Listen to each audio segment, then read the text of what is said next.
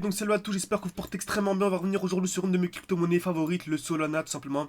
Une crypto qui je pense va effectuer une très très bonne performance lors du prochain bull run. Donc je vous avais partagé sur Twitter une analyse. Donc voilà, en quelques jours on a effectué 88% en 19 jours. Tout ça en spot, bien sûr, tout ça en spot, sans voilà, trader les futurs, sans prendre d'effet de levier, sans essayer de shorter n'importe comment. En ayant simplement une stratégie professionnelle et en suivant notre plan. Donc certains ont pu confirmer. Donc je confirme totalement, encore une fois, seulement avec la formation gratuite. Donc encore une fois, la formation gratuite est disponible en description et en commentaire épinglé. N'hésitez vraiment pas à nous rejoindre. Donc dans la formation gratuite, on peut faire plus de 100%, alors j'imagine pas que la formation payante. Crois-moi que tu imagines pas, crois-moi, crois-moi. Je vais revenir rapidement sur l'analyse. Donc c'était très très simple. Hein. Donc comme vous savez, on achète toujours des un bloc baissier. On achète toujours des un bloc baissier. C'est ce que l'on a eu. Ok, donc on est arrivé ici dans un très joli bloc baissier. Donc le dernier mouvement baissier avant l'impulsion haussière. Ce qu'on appelle un bloc baissier. Le dernier mouvement baissier avant l'impulsion haussière. On est revenu à l'intérieur. C'était un bon moment pour racheter. Personnellement, là, moi je suis très franc avec vous, je suis transparent. Je n'ai pas acheté ici. Pourquoi? Car je n'étais pas devant le graphique, tout simplement. Donc ensuite, on a eu la très belle impulsion. On est revenu dans une belle supply. On a eu un mouvement baissier. Par contre, celle-ci, j'ai pas raté l'occasion. On est revenu dans le dernier mouvement baissier avant l'impulsion haussière. Donc j'attendais une accumulation à l'intérieur. Donc je vous avais dit également sur YouTube et sur Twitter et TikTok que je m'attendais à une accumulation, c'est-à-dire création de QL, liquidation, puis le mouvement aussi. Ok, création de QL, taper plusieurs fois au même niveau, venir liquider, casser cette zone, puis ensuite un mouvement aussi. C'est exactement ce que l'on a eu. On peut aller ici en plus petit time frame, en 8 heures par exemple. On peut même aller en 12 heures, daily, c'est pareil. C'est pas pareil, mais vous avez bien compris, ici c'est vraiment un ordre de grandeur. On a eu ici une magnifique accumulation. Création de QL, magnifique. Liquidation des EQL, puis mouvement impulsif haussier. Voilà, on pouvait acheter ici. Il y avait une très belle performance à venir chercher. Et en plus de cela, on avait une magnifique zone de QH. On avait une première zone de QH ici et une deuxième zone de QH ici.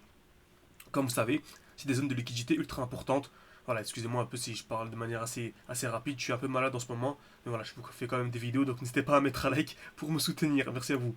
Donc, ici on a une magnifique zone de QL, on est venu liquider donc une accumulation qui est valide. Et on a deux très belles zones de QH. On est venu taper une fois, deux fois au même niveau. Une fois, deux fois, trois fois au même niveau.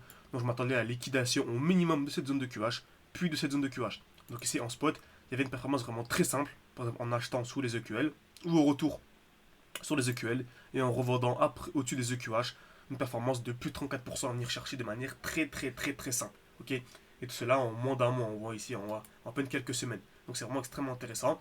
On rappelle là, c'est 3 fois la performance moyenne annuelle de la bourse. Et on arrive à le faire en à peine quelques semaines. Donc c'est top. Très bien. Ensuite ici, on a eu un retracement. Comme vous savez, le marché ne peut pas monter de manière infinie. Ok, le marché ne peut pas monter comme ceci. Tac tac. En ligne droite. Donc chaque fois d'effectuer des retracements pour avoir une continuation haussière, c'est totalement normal. Donc ici, comment est-ce que j'ai fait? J'ai utilisé le retracement de Fibonacci et j'ai pris le début du mouvement à la fin du mouvement. Donc on voit ici, on a un mouvement qui est très overextended, hein, clairement. Très belle impulsion haussière composée seulement de bougies vertes. Donc avec clairement ici un déséquilibre du marché. Donc Fibonacci, je prends le début du mouvement, la fin du mouvement et je cherche les 50%. Les 0,5 c'est ici, la ligne verte. Donc je m'attendais à un minimum en retour aux 50%, puis ensuite avoir une accumulation. C'est exactement ce qu'on a eu, on est venu à 50% et on a eu une belle accumulation. Je peux aller en 5 heures. Création de QL, en 4 heures. Hein. Création de QL, liquidation de mouvement haussier. C'est toujours la même chose, c'est toujours le même principe. Donc là j'avais beaucoup acheté, j'avais entouré ici en jaune. J'avais acheté pas mal de Solana pour les revendre où? Au minimum au niveau de ces EQH. Ok. Au niveau de ces EQH ici, mais il y avait également des plus gros EQH vraiment très propres à ce niveau-là. Ok, on avait une magnifique zone de QH à ce niveau-ci. On est venu taper une fois, deux fois, quasiment au même niveau. Et on avait en plus de cela une très belle zone ici. Hein. On a un très beau bloc juste au-dessus. Donc je m'attendais à une impulsion haussière, revenir à l'intérieur, puis ensuite avoir une petite réaction dans cette zone. Donc, voyons ce que le marché nous a donné. Donc comme vous savez, ici on a le lot protégé qui est ici. Ce lot ne reviendra pas sous ce lot tant que nous ne sommes pas venus liquider les EQH plus haut.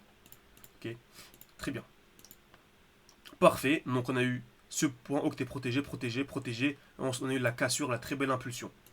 Donc tout s'est déroulé parfaitement et là magnifique, très belle impulsion. On est venu renforcer ici, recréer des EQH. Donc je m'attendais à quoi? À un retracement. C'est toujours la même chose, un retracement, puis ensuite venir liquider les EQH. Parfait, c'est exactement ce qu'on a eu. Donc tout s'est déroulé de manière vraiment parfaite. On peut aller en plus haut time frame. Magnifique. On revient à chaque fois, vous voyez, on n'a pas une impulsion directe. On va effectuer des retracements à chaque fois, puis ensuite avoir la continuation haussière. Parfait. Et ensuite, nous sommes venus liquider les EQH. Donc actuellement, il est 14h02. On a une belle overextension ici. Donc n'hésitez pas à me dire une question pour vous en commentaire, à votre avis. Est-ce que nous sommes overextended en 2 jours, en daily, en 4 jours ou en 5 jours? J'attends vos réponses en commentaire. Selon vous, quelle est la time frame la plus adaptée pour analyser l'overextension? Juste à vos réponses en commentaire. Je vous donne rendez-vous à 17h pour la suite de cette vidéo. J'espère que cette vidéo vous a plu. N'hésitez vraiment pas à mettre un like, à mettre un commentaire. Ça m'aide énormément pour le développement de ma chaîne. N'hésitez également pas à vous abonner. Et pour rappel, pour finir, il y a une information totalement gratuite qui est disponible en description. Le premier lien, n'hésitez vraiment pas à vous la procurer. Merci à tous, à la prochaine.